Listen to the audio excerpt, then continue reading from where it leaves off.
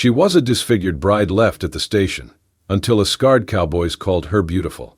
She was a disfigured bride left at the station, until a scarred cowboys called her beautiful. The train screeched against the rails as it came to a stop, coughing steam into the chilled air of late October. The station at Ironwood Junction wasn't much more than a stretch of cracked wooden platform and a sagging telegraph post, but for Eleanor Nora Hayes, it had once shimmered in her mind like a promise. She stepped down from the railcar with care, her gloved hands wrapped tightly around the handle of her worn carpetbag. Her heart pounded beneath the modest layers of her traveling dress, which she had pressed and rehemmed 3 times before the journey west. A second-hand hat with a velvet ribbon covered her dark auburn hair, and her face, her ruined face, was half shielded by a carefully pinned veil. She scanned the thinning crowd. Then she saw him. Charles Pennington, tall, trim, and dressed in a dark wool coat with gold embroidery at the cuffs. He dismounted from a chestnut horse and walked toward her with the deliberate confidence of a man used to deals, not surprises. Nora stepped forward and lifted her veil. His gait faltered. For a heartbeat, nothing moved, only the wind snapping at her skirt and the distant cry of a crow overhead. Then he spoke. "You lied," Charles said, his voice slicing through the air. "You didn't mention that." Nora's fingers fluttered toward the left side of her face, where the scar still burned across her cheek, pale and ragged, like a river carved through skin. "I told you I'd been in a fire." "You said minor injury," he snapped. "God, woman, you're—" He glanced around. A few townsfolk on the platform had paused their conversations. A freightman stopped moving crates. A child stared openly. "I'm not marrying a woman who looks like a goddamn nightmare," he said louder, for everyone to hear. "You gussied up your letters. You misled me." Nora's throat tightened. "Your words said beauty didn't matter. You said you wanted someone who could work beside you. Someone with a good mind." Charles let out a bark of a laugh and tossed a bouquet of crumpled wildflowers to the ground. "That was before I saw you." He turned toward his horse, hands already reaching for the reins. "Find someone else to pity you. I won't be tied to a freak." Her bag slipped from her hand and landed on the planks with a thud. Her mouth opened, but no sound came. Only her fingers moved, closing tightly around the last letter he had written, still folded and worn from reading, tucked into her pocket. The words blurred in her memory now. "I'm not looking for a beauty queen. The first, I'm looking for someone real. Someone who can build a life with me." She had believed him. She had stitched every hem of her travel dress with trembling hope. Now she stood in front of a crowd that wouldn't meet her eyes, her shame laid bare beneath the lowering sky. Someone behind her whispered, "Poor thing." Nora bent and gathered her bag with shaking hands, the bouquet crushed under one booted foot. A breeze picked up, tugging her veil loose. She didn't bother to fix it. She walked toward the edge of the platform, far from the staring eyes and quiet gossip. Her boots clicked against the wood in a rhythm she could not slow. She found an empty bench near the freight shed and sat. Alone, frozen, humiliated. The sun dipped behind the hills, leaving streaks of orange and gray on the horizon. She watched the color drain from the sky and felt it drain from her too. Her heart thudded in a rhythm that hurt to hear. She had come west to begin again, but instead she had been left behind. Like a package returned unopened. Like a wound no one wanted to look at. And yet, even as tears threatened, she did not cry. Her hand, calloused from years of sewing, curled tighter around the letter in her pocket. It crinkled softly in the silence. Somewhere behind her, a bootstep echoed on the planks. She did not turn. Not yet. She had already learned what happened when you hoped. The last train whistle had long faded into the canyons when he spoke. "Miss Hayes?" Nora startled. The voice came from behind her, low, steady, touched by something neither pity nor hesitation. She turned, expecting another stranger's scorn, or maybe the station master telling her to move on. Instead, she saw a man in a dust-worn hat, a sheepskin coat slung over one shoulder. His face was lean and tanned, the right side shaded by the brim, but the left was marked by a burned scar, a jagged, pale patch that climbed up from his jaw to his cheekbone like lightning etched in flesh. She tensed. He held out something. Her hat. It had fallen without her noticing. He didn't toss it or drop it at her feet. He held it in both hands as if it mattered. "Figured you might want this," he said. She took it, slowly, her fingers brushing his gloved ones for a fraction of a second. Then she pulled it close like a shield. "You can leave it," she muttered, "and go about your day like everyone else." He didn't. Instead, he sat down at the far end of the bench, respectfully distant, not pressing, just there. The wind lifted the hem of his coat. Dust clung to his boots. "Luke Carter," he said after a long pause. "I run cattle about 5 miles west of here. Was in town picking up supplies when your train came through." Nora didn't answer. She kept her eyes forward. "I saw what that man said," Luke continued. "And I reckon I've seen jackals treat meat with more manners." Her throat tightened. "I don't need anyone to defend me," she said sharply. "Especially not someone pretending to understand." Luke let the words hang. Then, with a calm that made her chest ache, he turned his face toward her, full, unhidden. The scar on his jaw glinted in the last light of day. "Not pretending," he said simply. Nora blinked, unable to look away. The scar didn't make him grotesque. It made him real. There was something about his eyes, too, blue-gray like river ice, but warm at the center. She asked before she could stop herself. He nodded once. "Shiloh. And you think that makes us alike?" Her voice had a bitter edge. He shrugged. "No. Just means I know what it's like when folks stop seeing you and only see what's broken." Nora pulled her coat tighter around her. "You don't know me." "No, ma'am, I don't. That's why I'm offering this plane. I got a bunkhouse with heat, a clean bed, and stew on the fire. You can rest there a few nights, think on where you're heading next. No strings, no preaching. Just quiet." She turned fully then, ready to lash out, to tell him she didn't want charity, but something in his expression stopped her. He wasn't offering out of guilt or gallantry. He wasn't offering because she was a woman. He was offering because he knew what it meant to be cast aside. She studied him. The burned scar. The quiet strength. The fact that he hadn't said a single word about beauty or lies or pity. He just waited. Finally she spoke. "Why me?" He tipped his head. "Because everyone else looked away." Then, softer, almost like a question, almost like a truth. "Who says you're not beautiful?" Her breath caught. He stood, dusted off his gloves, and pointed west toward a waiting horse. "I'll ride slow. You follow if you choose." And with that, he walked away, not turning back, not pressing for an answer. She sat still for a moment longer. Then she reached for her bag and stood. The bunkhouse smelled faintly of cedar and smoke.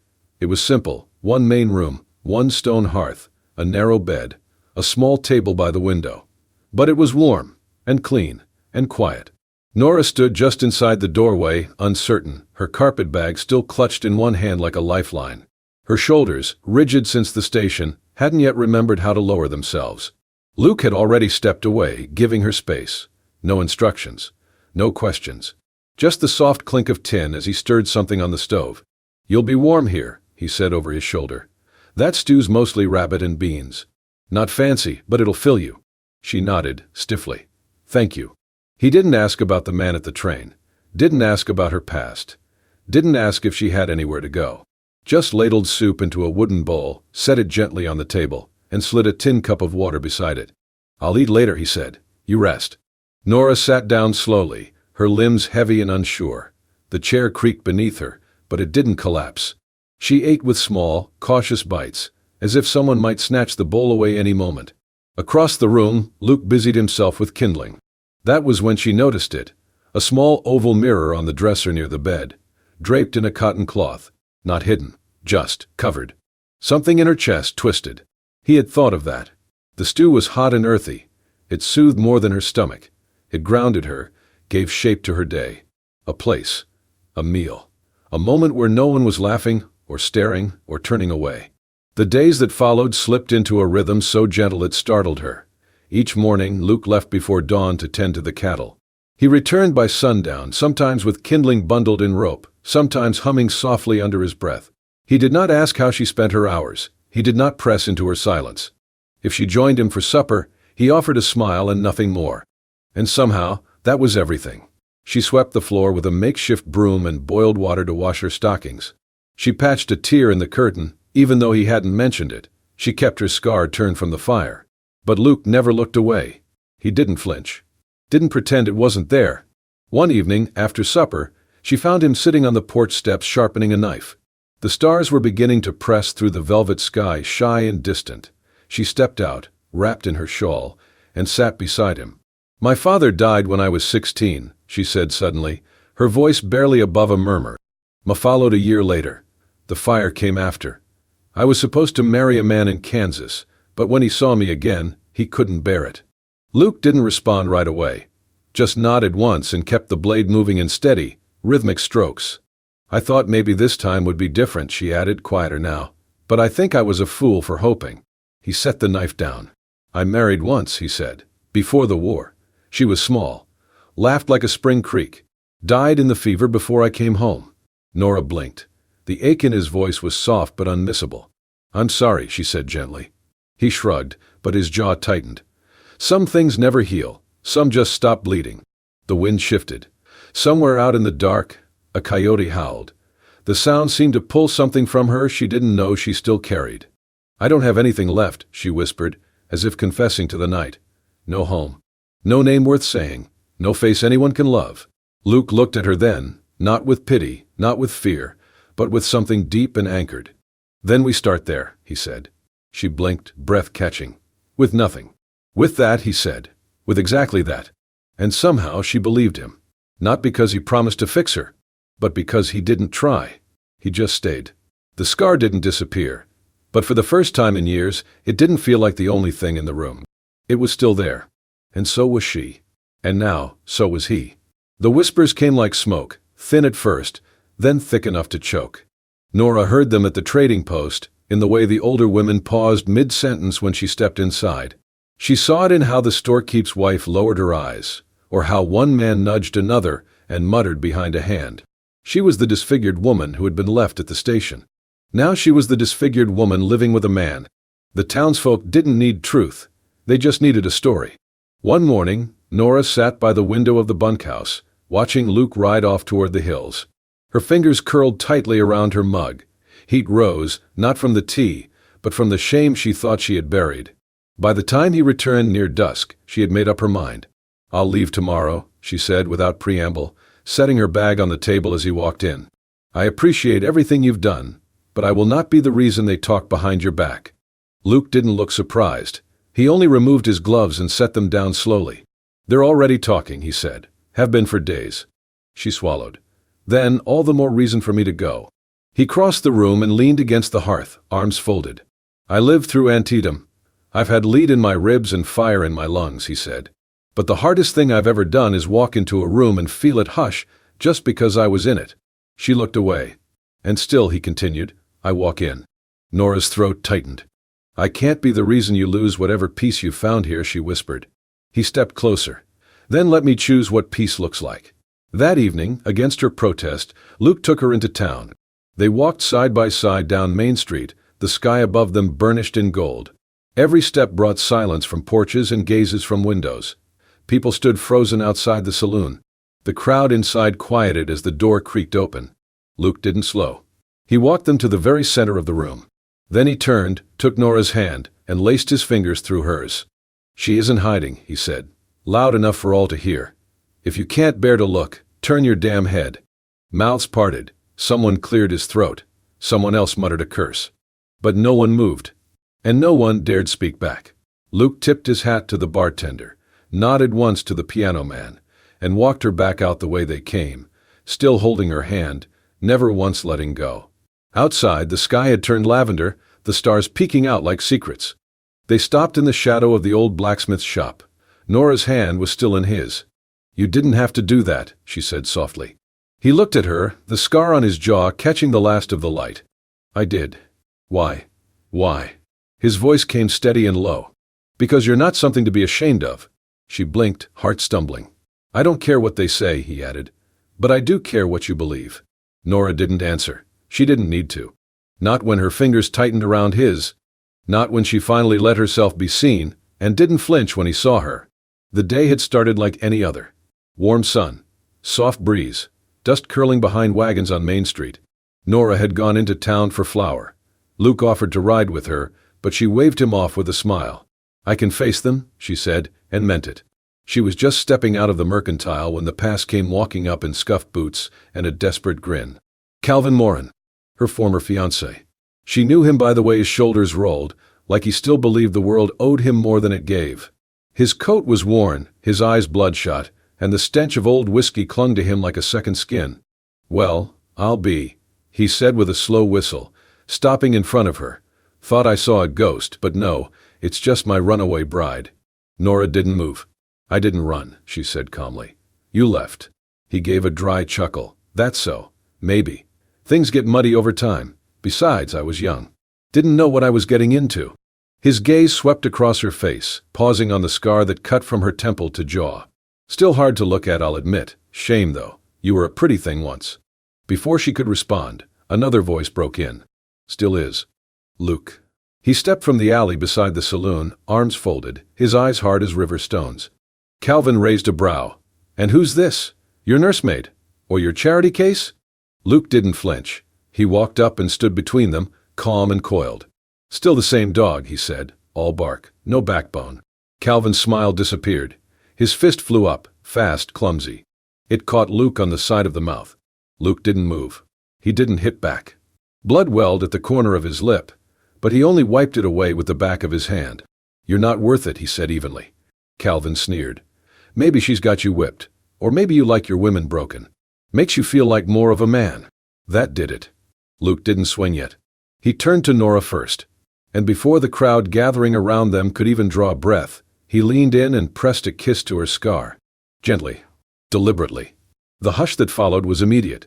Then, only then, did Luke turn back. The punch was clean. One hit. Calvin's knees buckled, his face snapping sideways as he collapsed into the dust. Nobody laughed. Nobody cheered. They just watched. Because it wasn't the punch that left them silent. It was the kiss. Luke looked down at Calvin, jaw tight. Next time, he said, stay gone. He turned and offered his hand to Nora. She took it without hesitation. They walked away together, back through the crowd, past the stunned faces and silent mouths. And not once did either of them look back. Back at the bunkhouse, Nora sat on the porch, her hands still trembling slightly from the adrenaline. Luke knelt beside the wash basin, dabbing his lip with a rag. You didn't have to do that, she said softly. He looked up. No, I didn't. Why did you? He was quiet a long moment, then stood and walked to her. You ever watch a man try to carve his initials in a living tree? He asked. She blinked. What? They think they're leaving something behind, something deep, but the tree doesn't stay still. It keeps growing, keeps healing. Sometimes it covers the whole mark like it never happened. He reached up and touched her cheek, not the scar, but the skin just beside it. You're still growing, he said. Still beautiful. No one carves their worth into you but you. She bit her lip, tears stinging. And for the first time since the fire, she believed him. The letter sat on the table, sealed with trembling hands. Nora packed in silence. Just the essentials, no more than a satchel's worth. She folded the dress Luke had given her, the one with the tiny embroidered flowers on the collar, and placed the shawl gently on top. The bunkhouse felt too still, as if the very walls were watching, waiting to ask why. But she could not stay. Not when every glance from a stranger felt like a judgment passed. Not when whispers curled behind their backs like smoke, curling under doors, slipping into every space between breath and silence. She would not be the weight that bent him. She would not be the scar he could not explain. She slipped out just before dawn, her boots crunching softly over frost. The letter was left on the table by the cold stove, its words pressed too tight to breathe. Her heart pounded not from fear but from ache. Past the corral, past the old cedar fence bleached by sun and time, into the stand of trees where the world quieted and morning birds had not yet begun their songs. By mid-morning she reached the stream. Wildflowers had begun to bloom along the banks, early blossoms with stubborn colors, yellows and blues and soft violet, pushing through the cold soil as if daring the world to stop them. She sat beside the water, arms wrapped around her knees, her eyes tracing the current. It whispered like a lullaby she did not deserve. She had wanted to disappear, but the world did not grant such wishes. She did not hear him coming. But she felt him before she saw him. Something in the stillness shifted, like the trees holding their breath. Luke stepped into view, his boots near silent on the wet grass. He held the letter in one hand, unopened. I did not read it, he said simply. Nora's heart seized. She blinked at him, her throat tight. I figured if you were gone, it didn't matter. And if I caught you, I'd rather hear it straight. She stood slowly. Her voice was rough cold. You should not have followed me. I did. She turned from him. I was going to go quietly. You succeeded, he said, too well. The breeze stirred between them. The stream rushed on. Somewhere a hawk cried across the hills. He stepped closer. If this is about guilt, if you're staying because you think I need fixing or pity, I don't want it. She spun toward him. Is that what you think of me? No, he said. But I don't know what to think. All I know is it damn near killed me to wake up and find you gone." Her voice cracked, the words raw. "I'm scared, Luke. I know. Not of you. Of me. Of the way people look at you now, like I've changed the kind of man they thought you were." Luke tilted his head, quiet. "What kind of man did they think I was?" She gave a broken laugh. "Someone who could have had any life. Any woman. Not." Her hand moved, almost involuntarily, to her cheek. Her fingers grazed the scar, the old path of fire and loss carved into skin. "I'm not what you're supposed to end up with." He was silent for a long breath. Then, quietly, "Do you know what I carried home from the war?" She looked up, startled by the sudden turn in his voice. "Not just scars. Guilt. Names I never said again. Nights I never slept through. I rode from place to place for years, never long enough for anything to take root." Then he looked at her, really looked. "You're the first reason I've had to stop." Nora's breath hitched, her eyes brimmed. "I didn't mean to make you choose," she whispered. "I did choose," he said. "I chose you the moment you didn't flinch from my scars." She stepped toward him. Her hand reached up, trembling, and settled over his chest, over the place where the worst of his scars ran, hidden beneath fabric and silence. "Then I stopped too," she said. "Right here." He covered her hand with his own. His touch was steady, grounding. They didn't speak again for a while. The stream moved beside them, gentle and unbothered. The wildflowers swayed, unconcerned with fear or memory. But inside them, something stopped moving. Because they were no longer running. They were no longer surviving. They were home. There were no flowers. No music, no altar, no pews lined with lace. No rows of curious onlookers or bells chiming from a steeple. But the earth was soft beneath their boots, and the sky stretched wide above them, blue as mercy, quiet as prayer. And that was enough. Luke stood beside Nora beneath the old cottonwood tree that shaded the edge of his pasture. Its bark was silvered with age, carved here and there by initials and storms. Its branches swayed above them like a slow benediction. Sunlight filtered through the leaves in golden shards, falling over their shoulders like a blessing. Will, the old innkeeper, stood across from them. He had combed his hair, buttoned his best shirt, though the cuffs were frayed and one button didn't match. He held a small leather-bound book in his hands, fingers curled protectively around the spine. "I reckon I'm not much for speeches," he said, clearing his throat. "But if love's what's binding this here thing together, well, I've seen baling wire hold less steady." Luke gave a quiet smile. Nora let out a breath she didn't realize she had been holding. Her hands were bare, her dress simple, ivory cotton with the sleeve she had hemmed herself by firelight. There was no veil, no jewelry, just the wind, the sun, and the man who made her believe in second chances. Then Luke reached into the inside pocket of his coat and pulled out a small folded square of white silk. Her breath caught. He unfolded it carefully, the fabric trembling between his fingers, and held it out to her. "It's yours," he said. "You left it behind." Nora stared, her eyes widening. It was the handkerchief. Her mother's stitching still visible in soft blue thread along the edge, initials curled like wildflowers. It was the only thing that had survived the fire. She had carried it in her pocket that day, tucked deep beneath her apron, and after the smoke had cleared and the ashes settled, it was gone. "I found it in the rubble," Luke said, voice gentle. "Kept it, hoping someday, maybe today." She reached for it with shaking fingers and pressed it to her chest. "I thought it was lost," she whispered. "So did I," Luke replied. "But not everything that burns is gone forever." Will sniffed once, coughed roughly, and looked away. They didn't exchange rings. There was no audience to clap, no orchestra to rise. They only had words and truth. And when Luke took her hands in his, rough palms calloused from years of work, he looked at her not like a man rescuing something broken, but like a man standing before something holy. "You were beautiful the first time I saw you," he said quietly. "And every day since you've only grown brighter." Nora didn't cry. Neither did Luke. But something inside her trembled, like a string pulled taut, like light breaking open inside a cave. She took a breath and answered with words that had waited too long to be spoken. "You made me believe that even what the world throws away can still be worthy of love." Will cleared his throat again, his voice rougher than before. "Well then," he muttered, "if I've ever seen a bride more right for a man, I surely don't recall it. You may not have pews or petals, but I'll tell you this, there's not a soul in this town who won't remember the day Luke Carter married a woman who looked like she was lit from within." Nora blushed, but didn't look away. Luke stepped forward and pressed his lips to her scarred cheek. Then her mouth. And nothing else mattered. Not the town, not the past. Not the scars or silence or stares. Only this. The wind whispered through the cottonwood leaves, soft and sure. The sky did not need to cheer. The earth bore witness. And when they turned together and walked back toward the house, hand in hand, side by side, they didn't need a crowd. They had each other. And they had already won. By summer, the town had stopped whispering. The novelty wore off sometime between the day Nora began teaching reading in the old schoolhouse and the afternoon Luke hammered out a set of hinges for the general store's back door. Life, as it tends to do, settled into rhythm. Children with freckled cheeks and missing teeth sat in rows before her, mouthing out syllables with tongues too big for their mouths. Nora wore blue cotton dresses now and tucked pencils behind her ear. Her scar was always visible, she never bothered to hide it. No one asked about it anymore. Not even the little ones.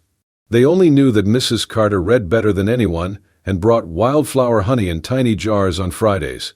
Luke worked in a modest blacksmith shed behind their home, the forge's glow often catching the edge of his face in the dusk. His scar still ran sharp along his jaw, but like hers, it had faded into something else entirely, just one part of a man who fixed wagon wheels, shod horses, and tipped his hat to anyone with decency in their bones. People came, first for work, then for advice, then simply because they trusted him. Some even stayed to talk to Nora. Women who had once looked away now brought jam jars and seed packets. They spoke softly, kindly, as if it had taken time to realize she was not something to avoid but someone to admire. On Sunday evenings they sat together on the porch steps, Luke's hand around her waist, her head against his shoulder. They said little. They didn't need to. One evening, after the sun dipped low behind the ridge and the sky turned the color of ripe plums, Nora spoke. I used to dream of going back to that station. Luke looked down at her, but said nothing. Not to find him, she clarified. Not anymore. Just to stand where I stood and whisper to the version of me that was left behind. He reached for her hand. She smiled faintly. She wouldn't recognize me now. Luke pressed a kiss to her temple. She'd be proud. Nora looked toward the horizon, where the fields stretched endless and golden. A breeze tugged gently at her skirt. I was a bride someone walked away from, she said softly. Because of a scar. Because I didn't look the way love is supposed to look in fairy tales. She turned to Luke, eyes steady. But now, I'm a wife. Not because someone ignored my scars, but because someone saw every broken, burnt, frightened piece of me and still said, "You're mine." Her voice dropped, almost a whisper. And I'm his. The wind rustled the trees. A lantern flickered on the windowsill behind them. In town, someone's dog barked once, then went quiet again. Luke didn't speak. He just held her closer. Because everything she said was true. And because, in all his wandering, he'd never believed he'd get to keep something this good. Not until her. Not until now. If that story touched your heart, hold it close, because scars may mark the skin, but love is what leaves the deeper print. Nora was left behind for being damaged, but it was Luke, the scarred cowboy who never looked away, who proved that real beauty is not about what time or fire took away, but about what still stands after. If you believe in second chances, in silent kindness, and in love that grows not in spite of scars but because of them, then this is your place. Subscribe to Wild West Love Stories for more true-hearted tales of grit, grace, and unforgettable romance from the American frontier. Hit that bell so you never miss the next story. Until then, ride gentle, love fiercely, and remember, sometimes the most broken hearts are the ones brave enough to keep beating.